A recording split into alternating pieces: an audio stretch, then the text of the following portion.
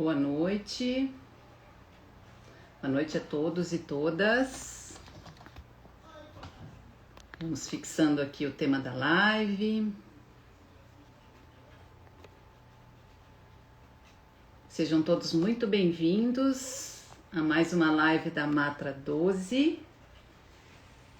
Boa noite, Dani. Sejam todos bem-vindos. Live Outubro Rosa e Câncer de Mama, com a nossa queridíssima doutora Adriana Magalhães de Oliveira Freitas. Tenho certeza que a gente vai ter uma ótima live, muito esclarecedora, com a melhor mastologista do Brasil, né? Digamos assim, nem de Santa Catarina, do Brasil. Sejam todos bem-vindos. Franquinho, todos que estão entrando, Camila, sejam todos bem-vindos. Cláudia, Dani, mais uma live aqui no perfil da Matra. Aproveito para agradecer a Patrícia Santana, nossa presidente da Matra 12, pelo convite, e muito feliz de estar aqui para falar de um tema tão importante, não só para nós mulheres, né? Então vamos esperar a doutora Adriana entrar, ela deve estar entrando. A doutora Mirna, olha só, vai chover amanhã que a doutora Mirna conseguiu entrar na live. Boa noite, Valéria, seja bem-vinda. Mirna, seja bem-vinda. Todos que aqui estão entrando, se tiverem perguntas, mandem. A doutora Adriana já está aqui. Dei o convite. Dilza, bem-vinda.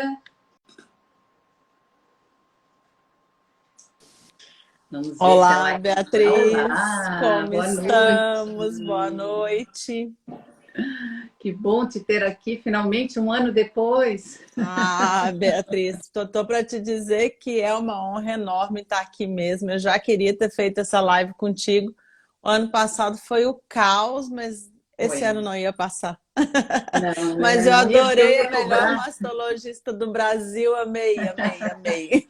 Ó, a Dani Bertacchini, que é minha colega, que foi tua Oi, colega de Dani. maratona, ela tá aqui, ela diz concordo, ó, viu? Aqui, Ai, a Dani. querida Dani, a Dani é uma guerreira, né? Nunca Ah, a vi tão Dani forte, Deus me livre.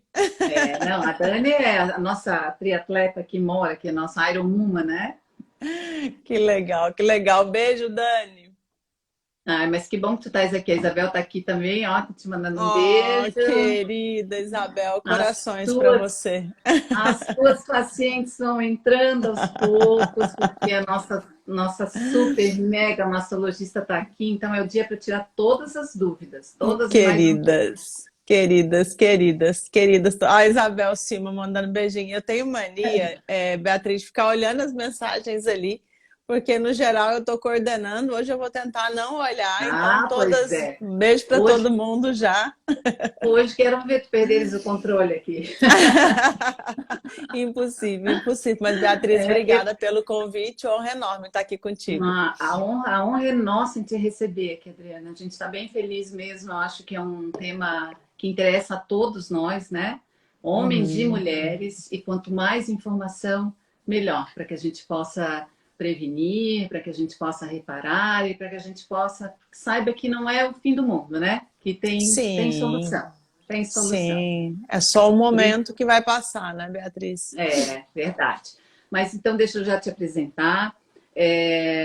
Eu quero começar já trazendo alguns dados aqui para a gente contextualizar, porque eu faço a lição de casa, né, Adriana? Sabe como é que é? Hum, Dados do INCA indicaram que em 2020, 66.280 casos novos de câncer de mama ocorreram no país, ou uhum. 29,7% dos casos de câncer, com 18.068 óbitos. Eu confesso que eu achei altíssimo esse índice, 16,4%.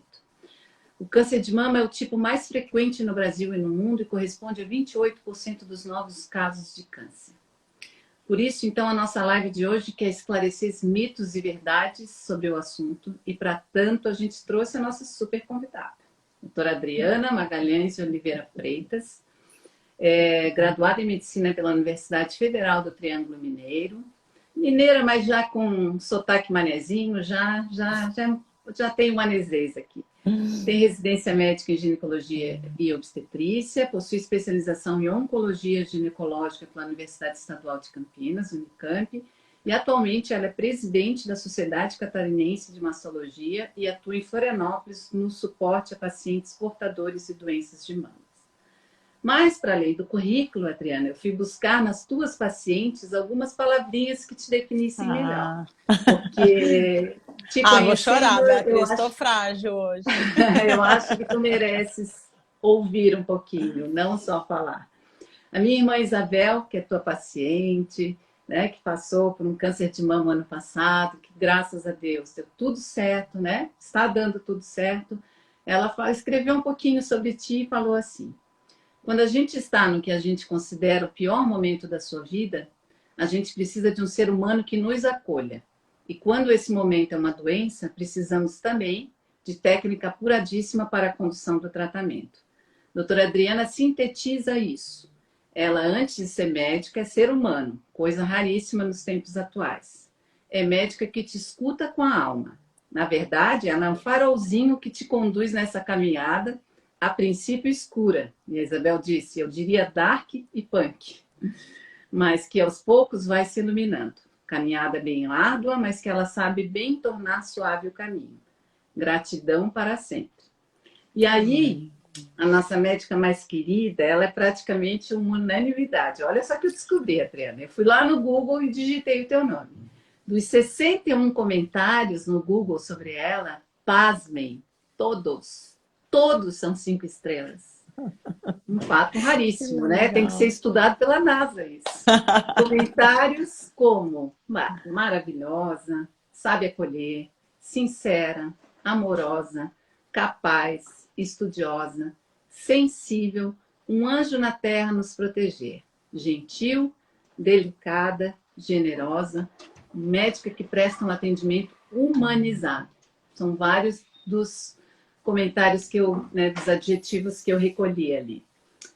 E aí falo eu, como também tua paciente, né? Tu és uma profissional muito competente, sem dúvida, isso ninguém tem dúvida. Mas o que te diferencia é esse afeto que tu empresta para nós, dos teus pacientes, e que te torna essa inspiração de ser humano que tu és. Por isso, Adriana, no meu nome, no nome da Isabel, de todas as pacientes que eu tenho certeza estão aqui, que vão assistir essa live, muito obrigada. Muito obrigada, porque o mundo é um lugar muito melhor que tem médicos e pessoas como tu. Um beijo, querida.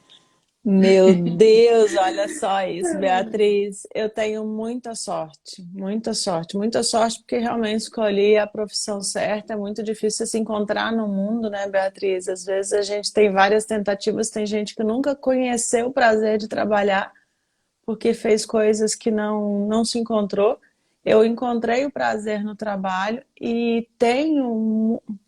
É uma via de duas mãos, né, Beatriz? Então, assim, tenho muita gratidão pelo carinho que eu recebo. Você tem essas palavras suas, elas mexem comigo, porque trabalhar é o que eu faço de mais importante na vida. E se a gente consegue ter esse retorno de vocês, porque vocês são a minha baliza. Então, meu trabalho ele vai ser considerado bom se eu consigo ter esse feedback de vocês e nunca imaginei que tão intenso. Então, realmente, eu fico muito grata pelas palavras suas, da Isabel, das minhas queridas pacientes.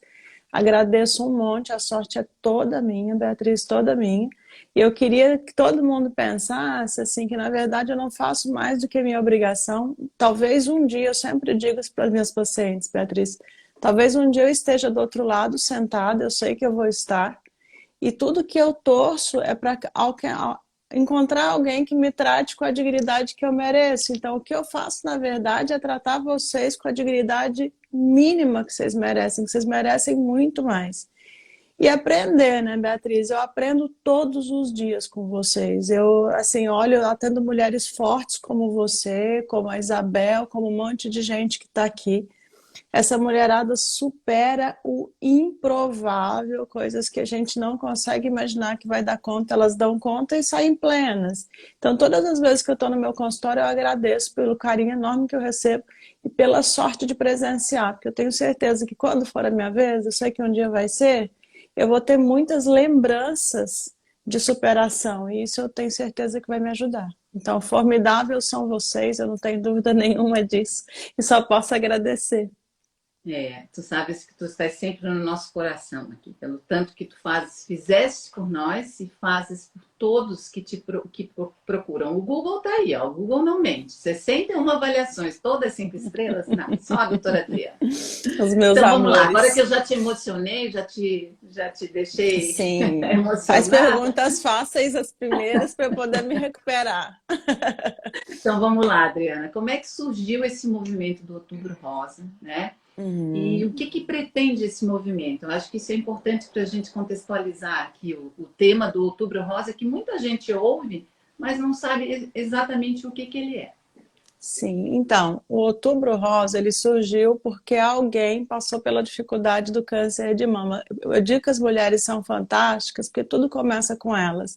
Então, muitas vezes, Beatriz, eu recebo esse carinho de vocês, que vocês estão me mandando, e teve alguém que um dia passou pelo câncer de mama, por toda a dor do câncer de mama, todas as limitações, os tratamentos talvez inadequados, a falta de cuidado, observou tudo isso e achou que se precisava mudar. Então, alguém estava muito doente de câncer de mama e decidiu que precisava fazer alguma coisa por outras mulheres. Então, o Outubro Rosa ele surge da bondade do ser humano. A Susan Komen é uma mulher que teve câncer de mama com 33 anos e faleceu de câncer de mama 3 anos depois, na década de 80.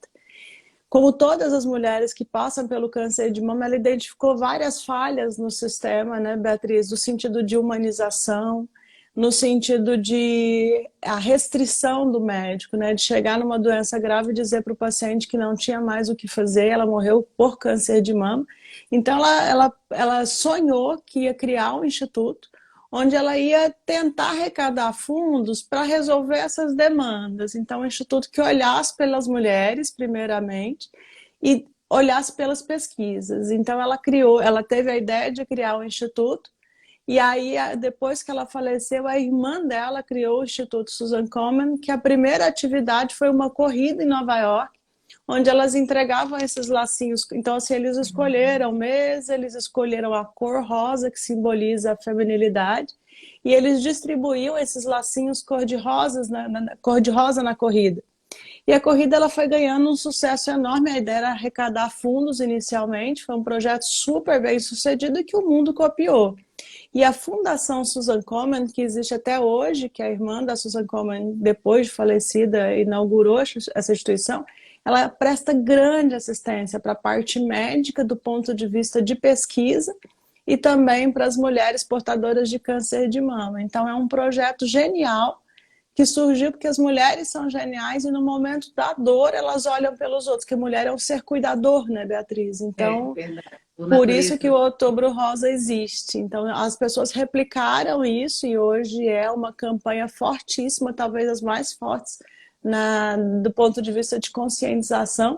Então, a gente aproveita o mês de Outubro Rosa para reproduzir ações de conscientização. Essa é a finalidade dele, né? E, Adriana, assim, já avançando para a gente começar a falar do câncer de mama, o que a mulher exatamente deve procurar? Vamos dizer, a gente sabe que o autoexame é recomendado, mas assim, que tipo de sintoma existe, né? Eu sei, por experiência da Isabel, que não há sintomas, não são todas que têm esses sintomas. Mas existe algum sintoma comum que a mulher possa se preocupar? Eu queria te ouvir a respeito Sim. O ideal, Beatriz, é a doença sem sintomas. Então, num mundo ideal, a gente deseja descobrir o câncer de mama se a paciente tiver câncer de mama naquele estágio onde ele é imperceptível. Então, a paciente não sente dor, ela não tem nenhuma alteração visual, ela não tem nada. Isso é o ideal. E como é que a gente consegue isso? Através dos exames de rastreamento. O paciente não está sentindo nada, vai lá todo ano e faz a mamografia dela a partir dos 40 anos. Agora, aquela paciente que tem um sintoma, o mais comum é um caroço na mama. Então, essa paciente vai perceber um caroço na mama. E as pacientes falam assim, mas eu não vou saber identificar que eu tenho um caroço na minha mama, que a mama é muito difícil de examinar. Tem paciente que tem a mama densa mesmo. Mas a gente sempre prega que quando a paciente se conhece bem, ela acaba conseguindo identificar. Então, tem muitas pacientes, quando tem sintomas, o principal deles é o caroço e quem percebeu foram elas. Então, ou a doença não tem nada, ou o principal sintoma é um caroço duro na mama que não dói. Essa é a principal característica. E aí Agora, eu já existe... vou... não, queria só te encaixar, porque daí tu já pode responder a pergunta. Eu botei uma caixinha de perguntas e uma seguidora falou assim, que ela não sabe fazer o autoexame, né? O autoexame é um método efetivo, tu já disseste, de detecção, né? Queria que tu Esse assunto é super importante, Beatriz. É uma coisa que eu quero esclarecer, é que eu sempre digo para as minhas pacientes, num cenário ideal, as pacientes não vão descobrir câncer palpando. Então, o autoexame, ele é muito mais interessante para a conscientização do próprio corpo do que mesmo para um diagnóstico precoce. Então, assim, quando a gente fala como é que eu faço para descobrir o câncer de mama, eu geralmente não peço para as pacientes examinarem a mama delas, porque muitas delas, Beatriz, têm agonia de palpar, porque estão palpando um monte de coisa e aquilo só gera estresse, que elas vão vendo aquelas alterações e vão ficando estressadas. Então, a primeira coisa é buscar aquela mulher que se sente confortável com o corpo dela, que consiga fazer esse exame. A gente não força a barra, né? Tem que fazer o autoexame, porque eficaz para diagnóstico precoce é mamografia, não é autoexame. O autoexame, no Brasil, a gente fala muito dele, por quê? Porque no Brasil, pasme, só 20% das mulheres fizeram o exame de rastreamento. Essa é a média que a gente alcança. Então, do público de mulheres aptas para mamografia, só tem 20%. Então, num país como o nosso, a mulher vai descobrir o câncer de mama palpando. Então, o autoexame não é para ser feito para diagnosticar precoce. A gente recomenda que seja para conscientização do próprio corpo e diagnóstico precoce é mamografia. Aí você me perguntou como é que o paciente tem que fazer. O autoexame não é estratégia de descobrir câncer. O autoexame é uma estratégia de conhecimento. Então, não tem uma técnica específica. A gente pede para o paciente ir no banheiro, levantar o braço para poder facilitar a exposição da mama e passar a mão na mama toda.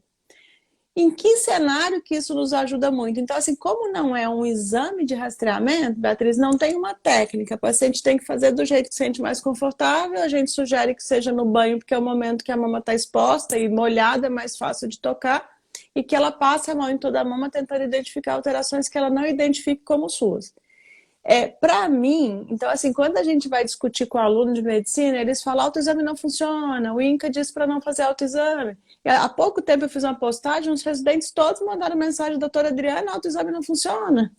Mas funciona. Por que ele funciona? Quando a gente se conhece, Beatriz, você sabe disso tanto quanto eu. Se tiver uma alteração, eu vou perceber. E tem câncer de mama, os mais agressivos, que eles vão aparecer entre 2 exames normais. Então, a paciente fez o exame e estava feliz em casa, 3 meses depois está palpando, é raro, mas está palpando um caroço na mama. Se ela não fica ligada, ela não vai perceber. Aquela nossa pacientinha com menos de 40 anos, paciente com menos de 40 anos não tinha que estar fazendo exame de rastreamento, porque os exames nessa fase não funcionam. Como é que ela vai descobrir, já que ela não faz exames? Autoexame. A nossa pacientinha lá do SUS, que não tem como fazer mamografia, autoexame. Então a gente diz assim, conheçam o teu corpo, se tiver alguma alteração vocês vão perceber, a principal é o caroço. Mas também tem as alterações que são visuais, né, Beatriz? Quantas vezes a paciente chegou no consultório e falou, meu bico entrou para dentro, ele era para fora e agora ele inverteu.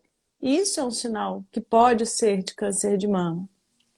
Às vezes a pele da mama fica vermelha, uma mama fica muito diferente da outra, maior, mais inchada, com alguma parte da mama que está diferente. Então, quando a gente está falando de diagnóstico, é palpar caroço, e esses caroços são duros e não tem dor, e alterações que vocês enxerguem no espelho. Mas lembrando sempre que o ideal é o exame, né? O exame. E aí, já, né, seguindo nessa linha do exame, mamografia a partir de que idade? Porque eu sei que tem uma 40 divergência, anos. né? Sim, então, É, essa divergência é super real, Beatriz. E eu sempre digo para as mulheres: existe no meio médico um debate científico sobre qual que é a melhor estratégia de seguir essas mulheres com câncer de mama. Isso é para médico. Sabe aquela história da vacina, Beatriz, que você viu? O pessoal falando assim: ai, não vou tomar vacina da Pfizer, não vou tomar uhum. vacina da Astra. Ninguém entende nada de vacina. Então, o que que eu fiz? Fui lá, dei meu braço e falei: a vacina que eu vou tomar é a vacina que tiver aqui. A Que tem. mamografia é a mesma coisa. Hoje a gente diz para fazer a partir dos 40 anos, uma vez por ano. E nos bastidores médicos, nós estamos conversando um monte sobre o que é o melhor para a população. Mas hoje ainda é 40 anos uma vez por ano. E aí, com essa estratégia, a gente consegue descobrir cedo. Ai, doutora Adriana, mas é radiação. Radiação faz mal para minha mama. É igual a vacina que faz mal para a saúde. Vocês não conseguem quantificar Custo-benefício, isso. né? Custo-benefício, né? Exatamente. Ônus e bônus, né? E aí, Adriana, Exatamente. tem aqui, ó, eu sei que homens também podem ter câncer de mama, né? Uhum. É mais raro, mas existe. E aí, o Lauro de Campos, que é um servidor do TRT de São Paulo, que sempre nos acompanha aqui, ele fez uma pergunta bem interessante. Ele botou assim: como os homens podem ajudar as mulheres no diagnóstico precoce? Achei Sim, interessante. sim, é bem interessante. Primeiro, o homem tem que ser um parceiraço, porque ele já tem sorte de ter encontrado uma mulher para estar com ele, porque as mulheres realmente vão dominar o mundo. Mas, enfim, em relação a como ajudar, a primeira coisa que eu digo para as minhas pacientes é que a gente tem que ter um casamento maneiro, né? Então, quer ajudar? Seja legal, seja doce, seja compreensivo com a loucura. Toda mulherada hoje se divide, né, Beatriz? Trabalho, atividade física, filho, família, então a gente se quebra inteira. Então, ter compreensão e parceria é tudo na vida.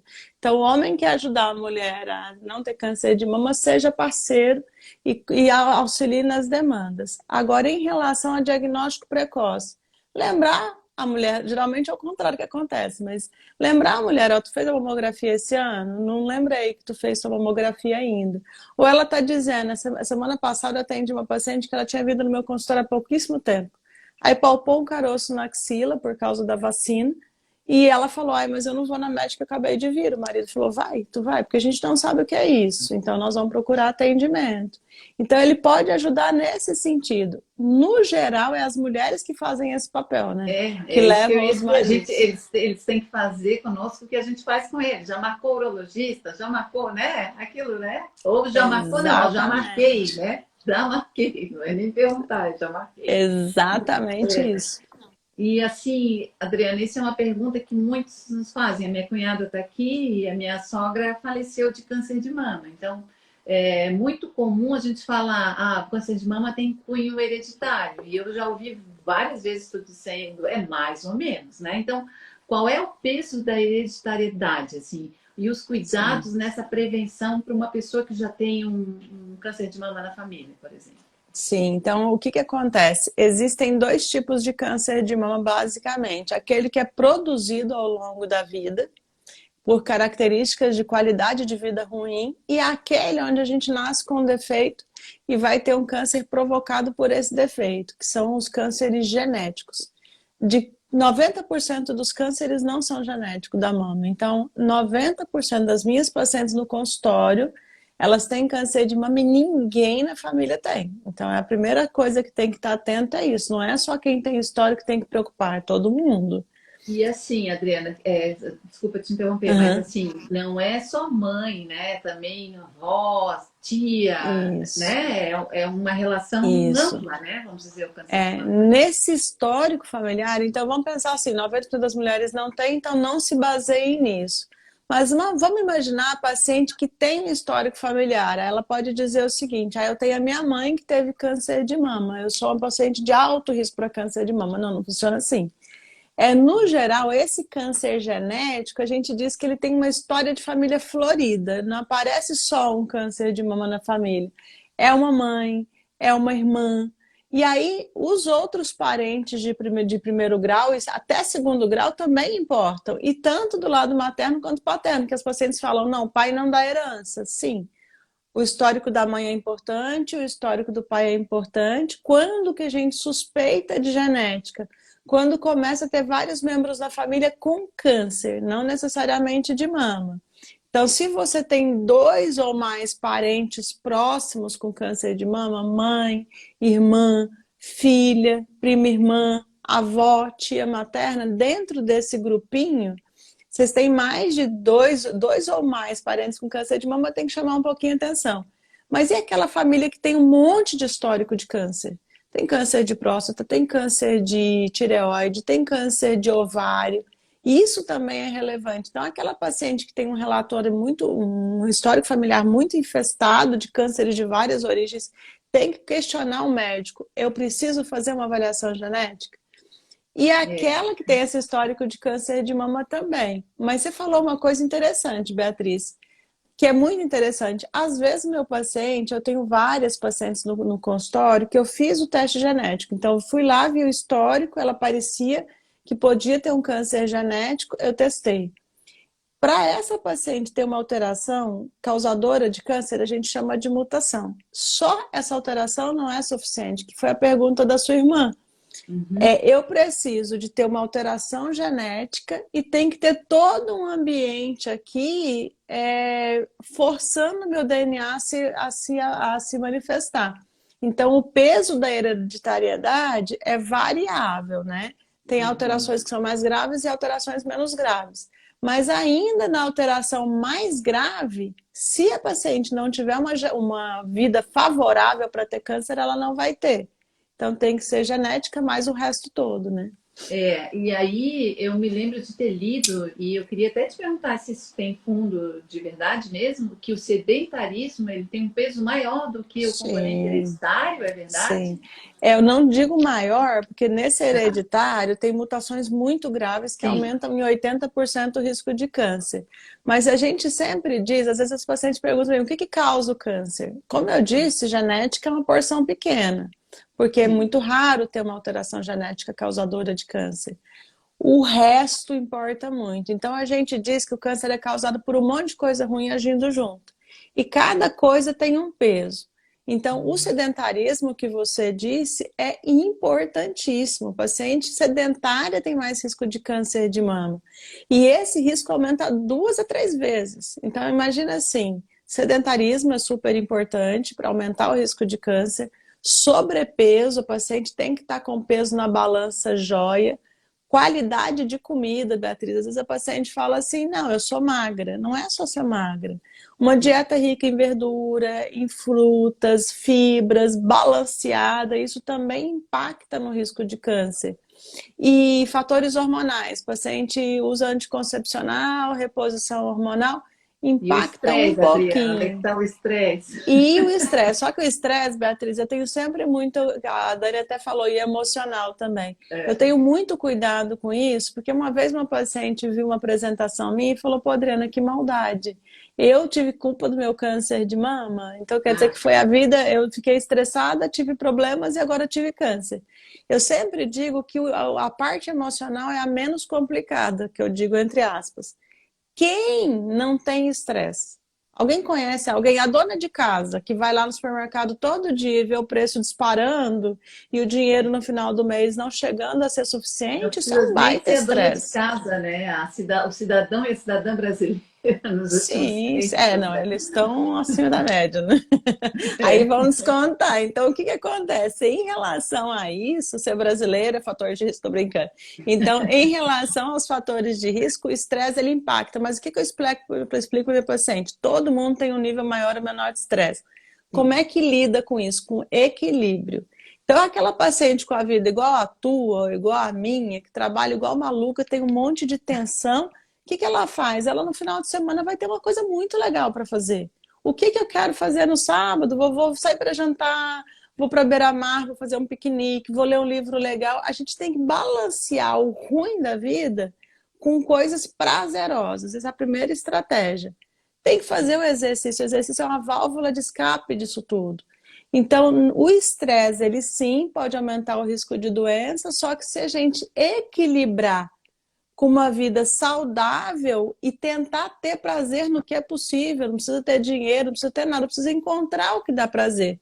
Então, se eu tenho uma vida corrida, mas tenho uma vida legal pessoal, eu consigo balancear um pouquinho, né? Ah, entendi.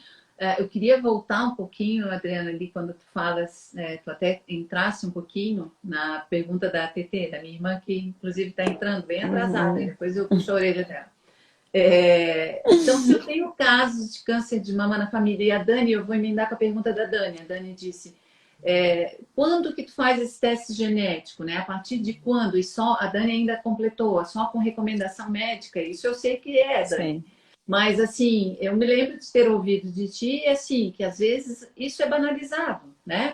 Ah, eu quero fazer um teste genético porque a minha mãe morreu de câncer, então eu tenho certeza que eu vou ter. Qual é o profissional que faz isso? Primeiro ponto, né? Quando é que se decide pela elaboração desse teste genético? E segundo, a partir de quando, né? Essa foi a pergunta da minha irmã.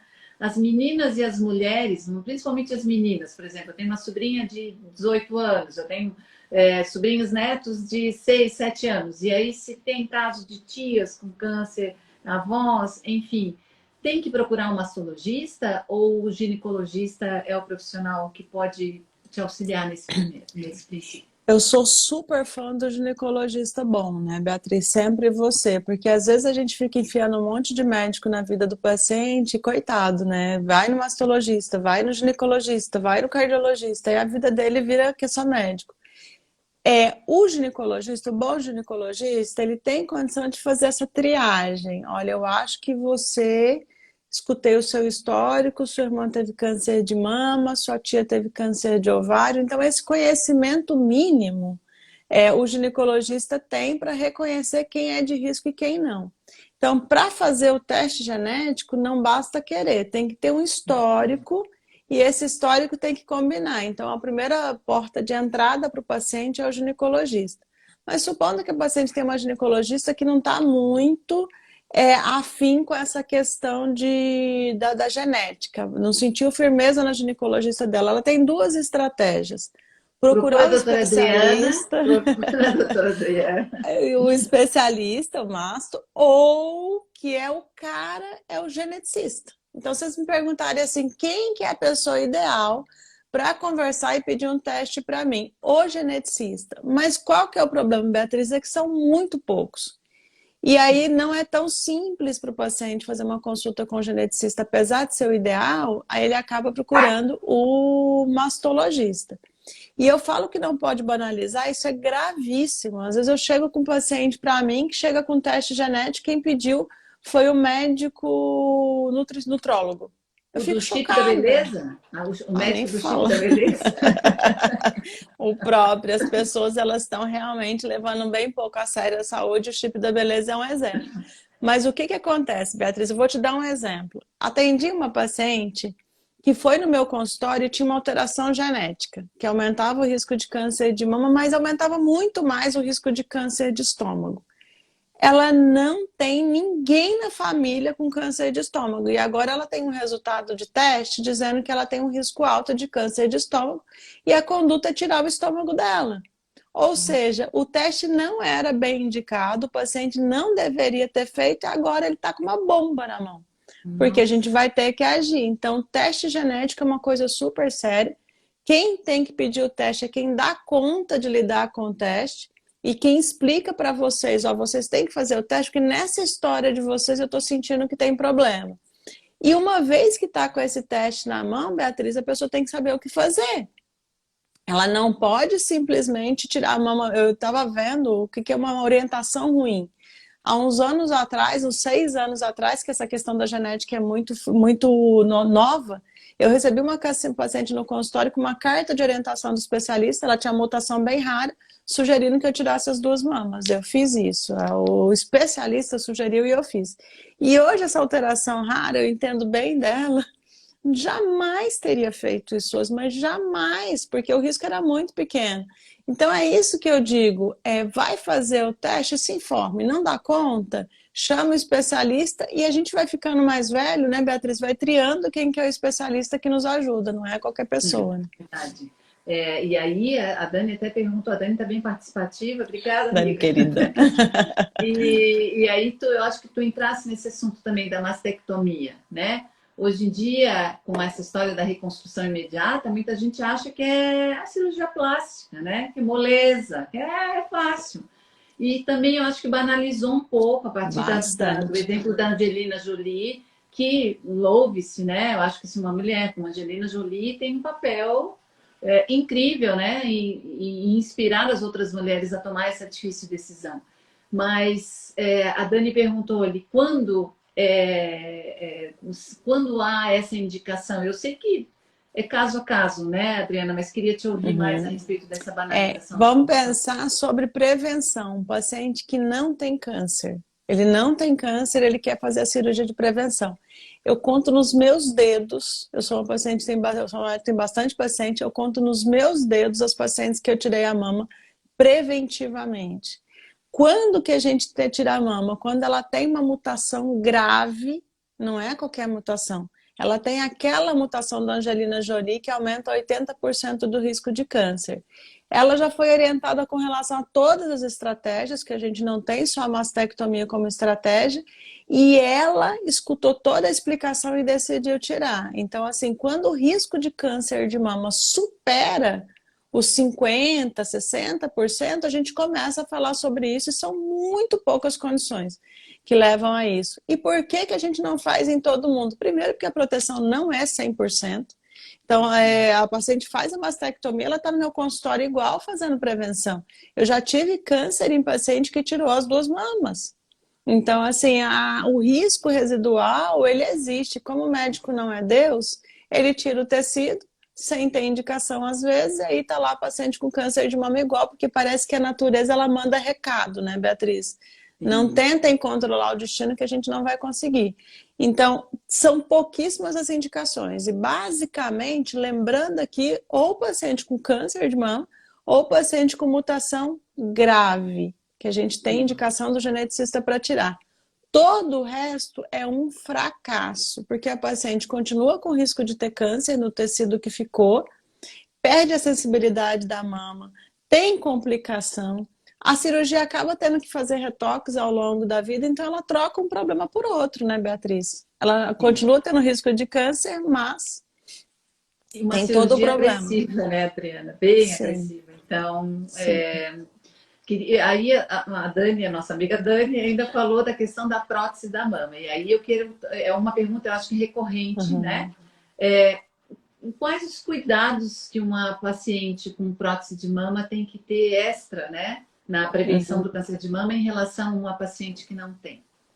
A prótese, ela vive sendo envolvida em rolo, né? Então, assim, cada vez é um rolo diferente. Então, vamos tirar as doenças relacionadas à prótese. Vamos falar de câncer de mama. O câncer de mama, o diagnóstico do câncer de mama, ele pode ser um pouquinho atrapalhado pela prótese.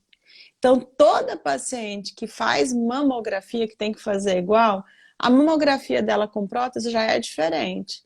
Eu faço 2 poses, eu digo, na paciente sem prótese, e faço 4 com prótese. Para quê? Para diminuir o efeito de sobreposição. Então, a mamografia da paciente com prótese já é diferente. E eu sempre associo o exame complementar, que no caso é o ultrassom. Se a paciente tem prótese, ela faz o exame físico médico, que tem muito valor, e faz a ultrassonografia junto com a mamografia, o risco dela detectar o câncer de mama é igual. Então, eu não falo para ninguém assim, não ponham prótese, porque a prótese atrapalha o diagnóstico. Isso não existe. Ela atrapalha realmente um pouquinho, mas o exame de qualidade supera. Qual é o exame? A mamografia sempre, e um a mais, que geralmente é a ultrassom de mama, para complementar esse defeito, essa dificuldade que a gente tem, né? E aí, nessa prevenção ainda, onde é que entra o álcool, Adriana, que se fala tanto, do consumo de Sim, álcool? naqueles fatores de risco lá, então eu estou dizendo para a mulherada que elas precisam viver bem. Amenizei a questão do estresse, que eu não acho possível viver uma vida sem estresse, sem problemas. E falei que a gente tem que ter qualidade de vida em relação a prazer. Aí agora vem as outras coisas. A Beatriz citou chip da beleza.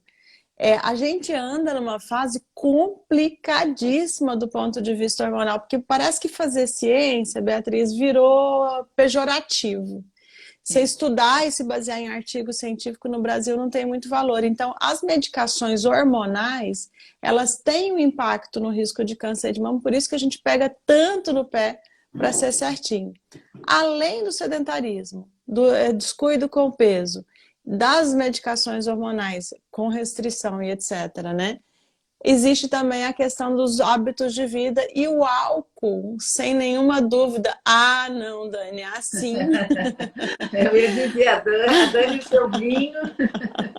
A gente já implicou, as minhas pacientes sabem, Beatriz, que eu sou super É que ela chata com estava essa se questão. achando, né? Ela estava se achando que faz atividade física, é triatleta, Peso da Ironman. corporal. Nunca vou ter, né? Mas daí aí eu botei essa pergunta para ela, tá, Dani? Para tu baixar a bola. Então, o que que acontece? O álcool, para mim, ele tem dois problemas. Primeiro, é a válvula de escape não necessária. Porque às vezes a gente chega em casa morto do trabalho, vou tomar uma tacinha que eu vou relaxar. Claro que eu vou relaxar. Mas não está na hora de eu pensar que talvez precise chegar um pouco mais cedo, preciso trabalhar um pouco menos, preciso entender por que eu estou tão agitada, ao invés de colocar uma taça para dentro e anestesiar. Então, a primeira coisa é que ele tira da gente esse hábito todo dia, tira de você a capacidade de reconhecer que você está passando do ponto. A segunda é o impacto do álcool diretamente. Então, assim, pesquisa científica é tudo na vida.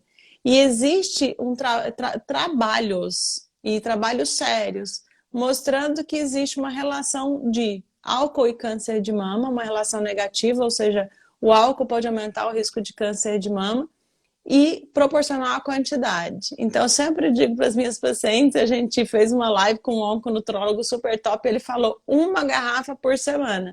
E eu falei meia garrafa por semana, mas porque quando a gente fala Eu vi meia, a gente fala meia, a paciente vai para uma. Aí você fala uma, ela vai para 1,5.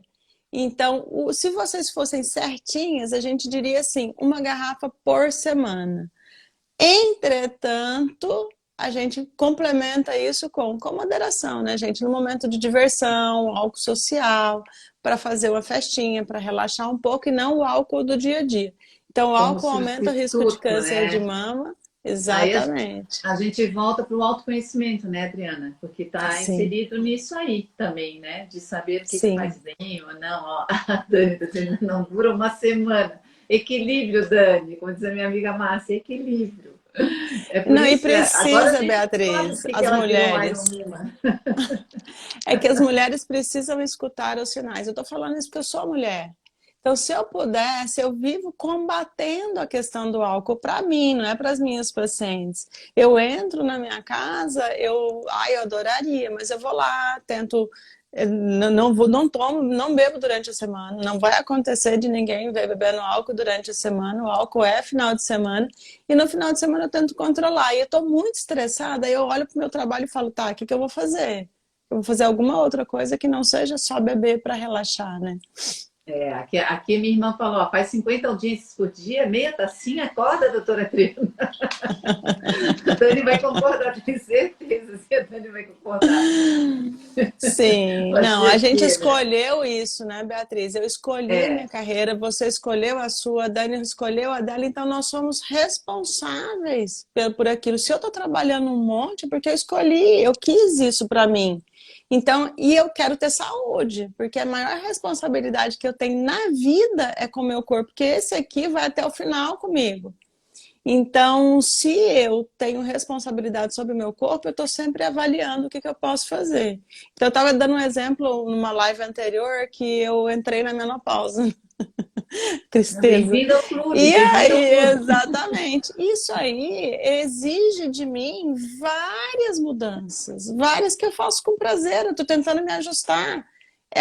Eu sou a pessoa mais importante para mim. Então, se o álcool me faz mal, eu vou tentar sim reduzir o álcool.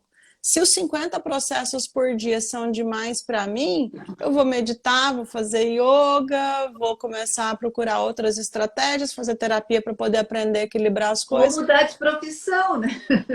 Ou mudar de ou profissão. mudar de profissão. Mas isso aí não, porque a gente adora, né? Tá, e aí, ainda nessa linha, né, do álcool, do sedentarismo, a questão da pílula anticoncepcional, que muita gente pergunta se há um agravamento, um aumento do risco, né, do câncer de mama.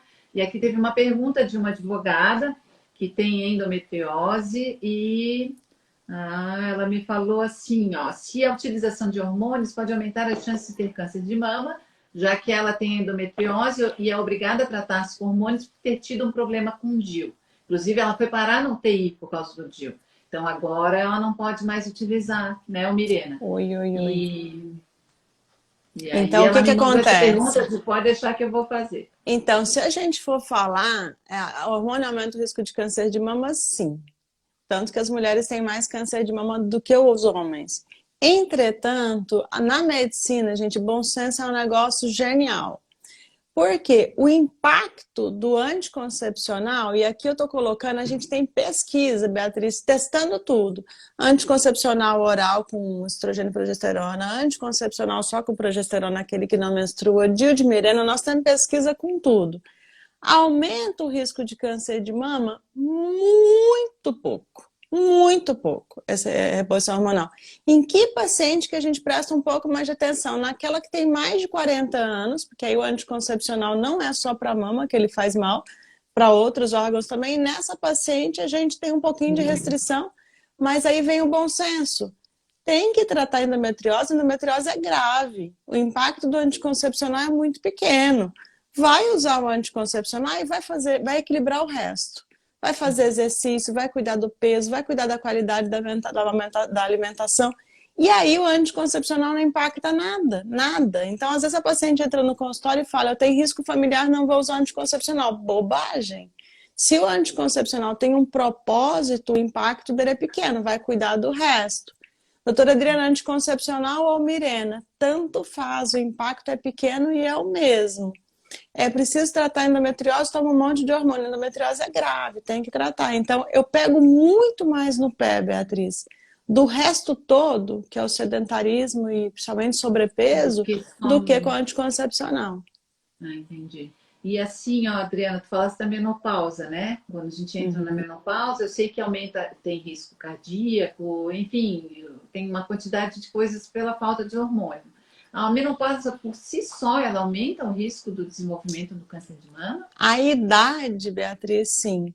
Então, as células, elas envelhecem. Então, as pacientes que mais têm câncer de mama é 50 anos acima.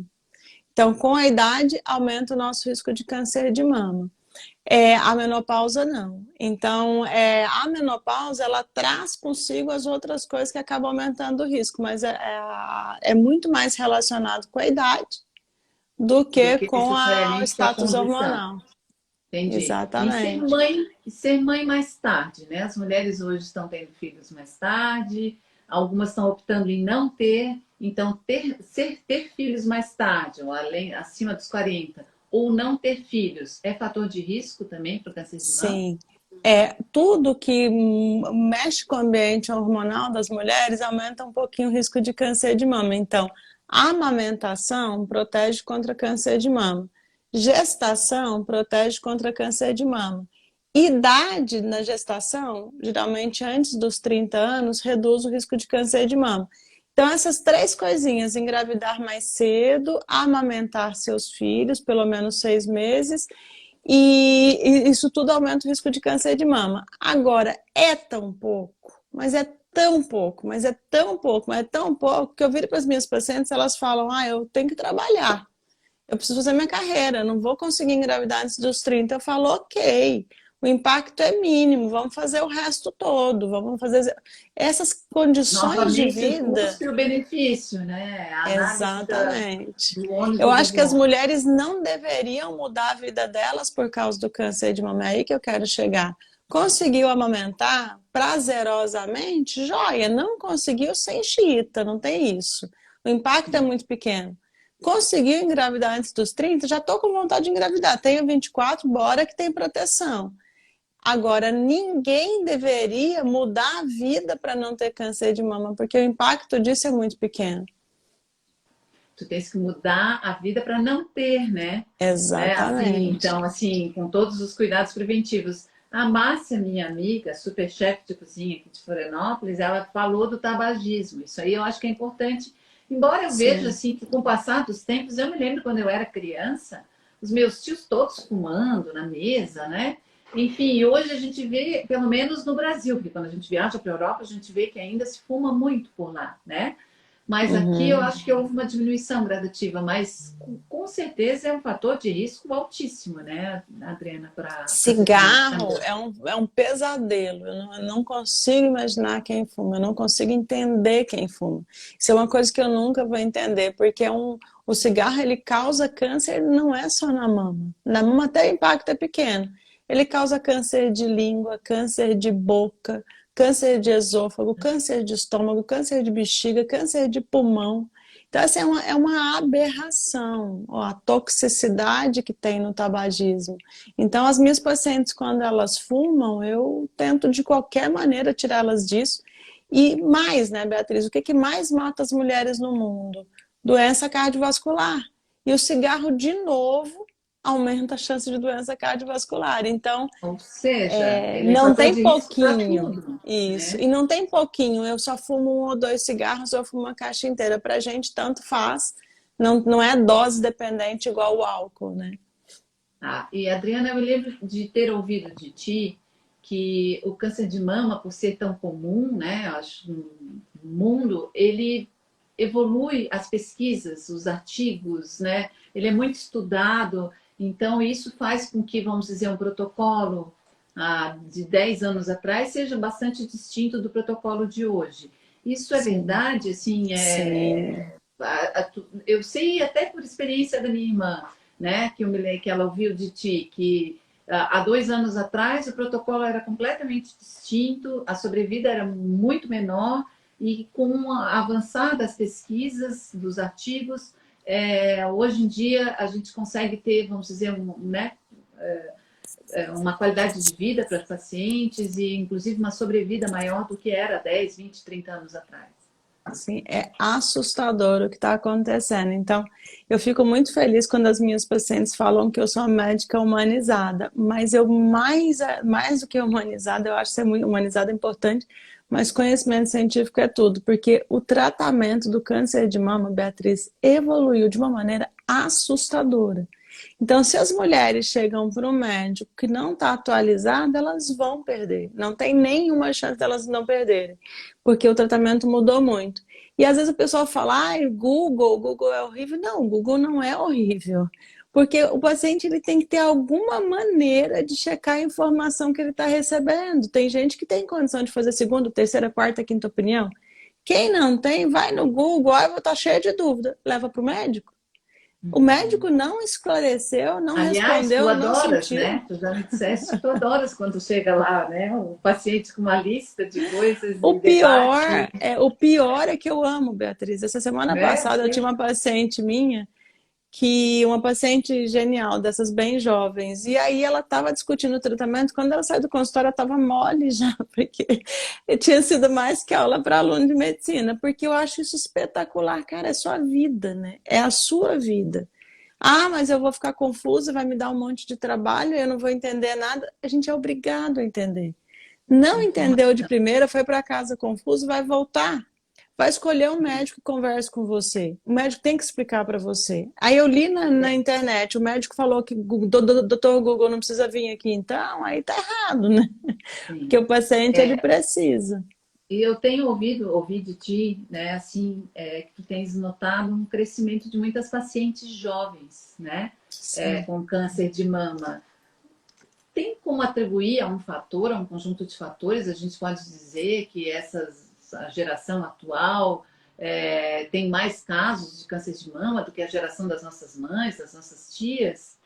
Tem como responder A isso? incidência do câncer de mama, ela é progressiva. Então, essa sensação de que nós estamos vendo muito câncer de mama, e não é só câncer de mama, câncer no geral, ela é real. Todas as faixas etárias, a gente começou a ver mais casos de câncer de mama. E como viu em todas, a gente começa a ver nas mulheres jovens também. Então, a gente tem tido muito caso de paciente jovem com câncer de mama, mas a gente tem tido muito caso de câncer de mama no geral. O problema do Brasil, Beatriz, então, assim, naquela história do debate da mamografia, eu disse que nós estamos debatendo isso entre médicos. Então, a gente acredita que a população brasileira e as latino-americanas têm uma incidência de câncer de mama mais alta em paciente jovem. A gente acredita, porque nós temos um único trabalho sério que mostra que a gente tem abaixo dos 40, 19% de pacientes com câncer de mama, e nos Estados Unidos essa incidência é 5%. Mas como o controle de dados no Brasil é um pesadelo, assim, a gente não tem... Então não dá para levar isso a sério. Mas se eu fosse responder, eu diria que todas as faixas etárias o câncer está aumentando, e a gente tem visto, por causa disso, mais pacientes jovens com câncer de mama, o que é dramático, né? E o que se atribui a isso? Tem como responder? Essas Assim, uma piora pacientes das têm... condições? O câncer aumentou em todas as faixas porque a gente é sedentário, come mal, excesso de peso, comida ruim, estresse excessivo, tudo aquilo é vida. Vida ruim dá câncer de mama. Então esse é o motivo. Nas pacientes jovens é um desafio. Pílula, né, Adriana? É isso. Não tem como a paciente chegar no meu consultório toda desorganizada. Hoje eu atendi uma paciente que eu pensei exatamente isso. Eu falei para ela, ela ficou chateada comigo, mas eu falei: ou tu tá no caminho certinho de ter câncer. Certinho, assim, esse trajeto que você tá fazendo é o trajeto de ter câncer de mama. Tu pode escolher sair dele ou não. Então a gente tem câncer porque vive mal. Agora, a paciente jovem é um pouquinho diferente. Porque essa paciente não era para ter câncer de mama antes dos 40. Então é um desafio para a gente tentar entender. A gente está pesquisando genética, pesquisando coisas que a gente... Principalmente genética, para a gente saber por que essas mulheres têm câncer de mama tão precoce, né? A minha cunhada perguntou ali da questão dos agrotóxicos, Adriana. E Sim. a gente, quando... Na alimentação também a gente sabe hormônios, né? Tem muita gente se tornando... Meu filho caçula e o meu mais velho se tornaram vegetarianos. Eu tenho uma sobrinha, né? Filha da TT, da minha irmã, a Ana Luísa, que é vegana. Então parece que essas gerações estão vindo mais conscientes. Mas tem a ver também, será? Tudo a ver. Essa quantidade então, de carne vermelha realmente é bom, né? Mas não é legal. Então, a gente tem uma relação entre carne vermelha e câncer de mama. A gente pede para restringir a quantidade a 3 vezes por semana. Eu adotei isso para minha vida, eu faço, não consigo ficar sem a carne vermelha ainda, mas reduzir para o normal, que é 3 vezes por semana. Então, tem que restringir a incidência de carne vermelha. Churrasco, eu me lembro que naquela tua live com o nutrólogo, ele falou também do churrasco e da airfryer, né? Que a gente tem utilizado muito e que o problema também é ruim, né? É que não é só a carne vermelha, é o cozimento em altas temperaturas. Fez casquinha pesadelo, que tem um monte de carcinógeno ali. Mas, de novo, é bom senso, né, Beatriz? O churrasco do final de semana, pelo amor de Deus, agora ficar fazendo disso uma rotina que é ruim. Então, a carne vermelha eu peço para reduzir. Agora, e o agrotóxico? Aí é um grande desafio. Bom senso, né, Beatriz? Eu adoraria falar para as minhas pacientes. Porque a gente vê que os orgânicos são de alto custo, né? Numa população pobre como a nossa, como é que a gente vai exigir, né, que as pessoas comam orgânico? O que a gente fala para as pacientes fazerem? Lava bem, deixa de molho lá na água, lava a fruta, lava bastante. Porque aí tu come a comida sem a casca, tira a casca, que é onde tem mais agrotóxico. Então, no mundo ideal, a gente devia só comer orgânico. No mundo real, isso nem sempre é possível. Aí a gente pede para as pacientes tomarem esse cuidado. É não orgânico, então lava bem. Tem casca? Tira a casca. É fruta? Lava antes de comer, que isso já minimiza um pouco também, né? Já é uma dica. A Dani perguntou que ela teve 2 amigas que tiveram câncer de mama e depois câncer de útero. Se tem relação entre o câncer de mama e o câncer de útero? Câncer de ovário, uma relação bem importante. Com o câncer de útero, então assim, com o de ovário é bem evidente, bem evidente. Com o de útero, porque o útero tem partes, né? Tem uma partezinha que se chama endométrio, que é a parte interna. Esse aí tem uma relaçãozinha também, mas é mais fraca do que com o ovário. Tá. Tem uma pergunta aqui: aumenta o risco de câncer de mama em paciente que teve câncer de endométrio e fez esterectomia e não pode fazer reposição hormonal? Então, o câncer de endométrio não necessariamente é uma contraindicação para reposição hormonal, ainda mais se a paciente esterectomizada. Mas quem tem câncer de endométrio, então naquela conversa que a gente estava tendo sobre a história familiar, então eu fico prestando atenção. Você teve câncer de mama na família, teve câncer de ovário, as doenças se conversam. Eu acho que eu tomo mais cuidado. Teve câncer de mama, teve câncer de endométrio, teve câncer de intestino, essas doenças se conversam. Então, sim, existem cânceres que são relacionados com genética, o endométrio é um deles, o ovário é um deles. Então, nesse caso, talvez fosse interessante uma pesquisa genética, pelo que tu estás falando, sim, né?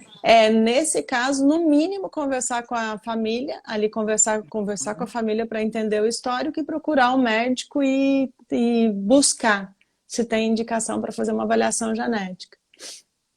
Adriana, a gente já está 1 hora aqui conversando e eu ficaria Delícia. mais as Delícia. perguntas, tá? Nossa, a gente pode mandar porque ela responde, né? Ai, é bom assim. Delícia, e aí eu queria já adoro. nos encaminhando já para o final, para não te cansar, porque eu sei que tu estás lá no consultório cedo e mais uma vez te agradeço pela consideração de estar aqui fazendo essa live aqui no perfil da Matra.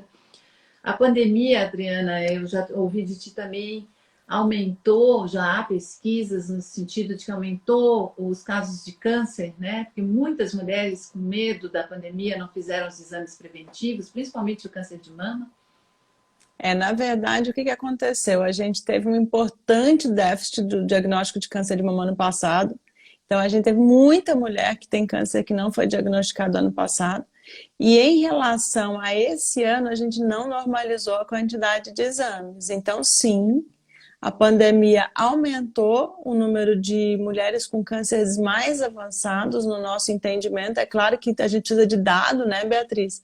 Hoje é uma sensação, eu nunca indiquei tanta quimioterapia no consultório como agora, porque realmente meus casos sempre eram iniciais, que eu trabalho na medicina privada, não trabalho no SUS. Então, sim, a gente tem percebido mais casos de câncer avançado, sim, as mulheres não fizeram o exame por causa da mamografia, e nós estamos em novembro, praticamente, de 2021, e não regularizamos os números. Quer dizer, aquela que não fez o ano passado, tem um monte que não fez esse ano também, né? Isso é um problemão. Sabe, Adriana, hoje eu fui na minha manicure e eu sempre, nos espaços onde eu vou, eu tento, daí falei dessa live, tento sempre conversar e saber, principalmente das pessoas mais simples. E ela me disse, não, a minha última mamografia foi em 2019, ela está com quase 50 anos. Eu disse, tu sabes que tu tens que fazer anualmente, né? Assim, com muito jeito. Ela disse, não, eu tenho uma cliente aqui do salão, que ela é médica, ela deu uma olhadinha, ela disse, não, que eu nunca vou ter câncer de mama. Daí eu disse assim, olha, não sei nem quem é a médica, né? Não quis também desmoralizar ali né, a cliente dela, mas eu disse, mas vai, procura um médico, faz a mamografia, já é quase 3 anos, é muito tempo, né? E a gente sabe que a prevenção é tudo, né? Eu fico muito preocupada, Beatriz, com duas coisas, com a desinformação. Então, nós vivemos num país caótico, onde uma pessoa fala uma coisa, o outro fala outra, o SUS diz uma coisa, a gente diz outra, porque nós médicos temos um gravíssimo defeito de não nos orientar. A gente é autista, a gente diz, né? Não senta para conversar com quem importa para regularizar a nossa situação da mama. Então, esse é o primeiro problema, é nosso. O segundo é do paciente que está no meio dessa confusão, que não gosta da mamografia e aproveita que veio um e disse isso para ele e não faz. Mas tem que fazer. Não existe isso de você não vai ter câncer. Imagina, quem me dera, né, Beatriz? Conseguir prever quem vai ter câncer ou não, né? Não tem como. E aí eu recebi uma mensagem que me impactou muito, até te falei, ali te mandei. Um advogado muito querido, cuja esposa está passando por um câncer de mama. Então, ele me falou que em maio a esposa descobriu e eles estão passando por esse câncer de mama que está muito difícil. Então, Adriana, eu queria, assim como nos encaminhando já para o final, que tu falasse um pouquinho para quem está atravessando um câncer de mama ou acabou de receber um diagnóstico, o que essa pessoa pode ouvir da melhor mastologista no Brasil. Adorei. Agora, olha, como é que funciona, meninas? Beatriz atende mulheres com câncer de mama todos os dias, casos novos. Então, eu sempre digo para as minhas pacientes que como eu, Adriana, gostaria de me comportar naquela situação, que eu conseguisse administrar, porque isso é mais uma crise, né? Eu sempre digo isso, o que é o ideal? Não é não sofrer. Todo mundo que tem um diagnóstico como esse vai ficar impactado, vai ter medo, vai sofrer pelo tratamento, mas isso é uma fase curtinha. O câncer de mama é uma doença curável. E a gente cura as pacientes, Beatriz, devolve vida normal. Não é igual aquela paciente que está sem um braço, que está sem uma perna, que... Não, ela vai voltar à vida normal. Eu tive uma paciente que me falou uma vez uma coisa, assim, doutora Adriana, eu olhei para ela, ela não estava tão abalada, uma paciente bem simplesinha, ela falou assim, doutora Adriana, deu em mim, como poderia dar em outra pessoa, é doença que dá em gente, não é dar em árvore. Então, nós todos somos iguais, todos vamos passar um perrengue, não tem ninguém que está aqui escutando a gente que não vai ter um problema de saúde. Na hora que acontece com a gente, em vez de a gente ficar se vitimizando, meu Deus, como é difícil, porque comigo, o que a gente faz? Puxa aquilo para nós, já aconteceu, vou aceitar, porque todo mundo tem as suas dores, essa é a minha, e vai passar. Então a gente respira fundo e um dia depois do outro o tratamento vai acabar e a vida vai voltar ao normal. Então um pouquinho de paciência, porque a vida da gente merece essa paciência, e um pouquinho de humildade, né, Beatriz? Somos todos iguais, todo mundo vai ter um problema, não tem como escolher, né? Pedir ajuda, né? Pedir Sim, ajuda e aceitar ajuda, que eu acho que é mais sim, difícil do que pedir. Eu tive sim. várias perguntas, mas eu não quero mais cansar a minha convidada. Eu só vou te fazer uma última Adorei. pergunta, Adriana. Ah, Se funcionária com câncer, eu achei, porque são perguntas jurídicas que fizeram, mas uhum, a gente vai fazer uma live jurídica. Hoje a live é mais uhum. médica. Mas se funcionária com câncer pode se recusar a vacinar. Nunca. Nunca, nunca. Eu não consigo entender, não vou entrar nesse mérito, mas não existe essa questão de paciente não vacinar justificando por câncer. Tem aquelas diferenças entre as vacinas, né, Beatriz, que a gente às vezes seleciona nessa paciente um tipo específico de vacina em situações muito raras, mas não, todos têm que vacinar. Nós vivemos uma crise gigantesca, nós perdemos um monte de gente por aí e não existe em relação a câncer de mama nenhuma explicação para poder não fazer vacina de Covid. Não se vacinar. Ouça o seu médico, né? Eu acho que em Sim, primeiro lugar é isso, né? Ouça por sempre o seu favor, médico. Não por politizemos favor. algo que é de saúde. E aí, para finalizar, Tiana, a vida após câncer de mama. A vida Uhum. após o câncer de mama? Sim, vida genial, espetacular. Eu olho para as minhas pacientes, eu tenho uma borboleta no meu consultório, você sabe disso? Sim. E eu sempre conto para as minhas pacientes por quê? Porque a mulherada entra no consultório devastada, devastada. O câncer de mama ele tem essa capacidade de despedaçar a gente. E eu vejo elas depois, eu sempre digo isso, às vezes elas estão chorando copiosamente e falo, como é que você consegue trabalhar com isso? Porque eu vejo aquele momento do choro e eu vejo depois, minhas pacientes casam, elas têm filhos, elas mudam de emprego, elas despedem o marido, elas mudam de profissão. E aquelas que dão atenção para a vida, Beatriz, ó, aconteceu comigo, o que eu posso fazer diferente? Essas vivem muito melhor. Porque elas sabem a delícia que é, não estou fazendo tratamento, não estou sentindo dor. E estou curada do câncer de mama, porque se a gente for ver bem do diagnóstico, 95% das pacientes com diagnóstico inicial vão estar curadas, curadas. Então tem que 90%. soltar Esse 95%. 95%. E o tratamento evoluiu tanto que até aquelas que não são iniciais, as estatísticas chegam nisso. Então vão ficar curadas sim. Só que aí vai passar o período do tratamento, terminou o tratamento, enterra aquele diagnóstico, ele não faz parte mais de vocês. Aquilo é passado. E bora viver uma vida bem boa, vamos corrigir o que está errado, o que dá para fazer, porque a vida depois vai ser normal, né?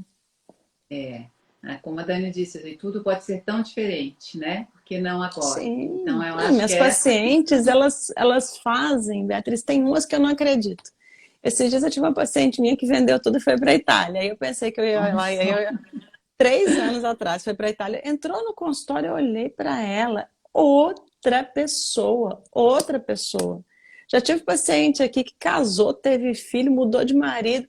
Eu olho para elas na linha do tempo e eu vejo como a vida delas ficou legal, porque a gente vive tão maluco, achando que não vai acontecer nada com a gente.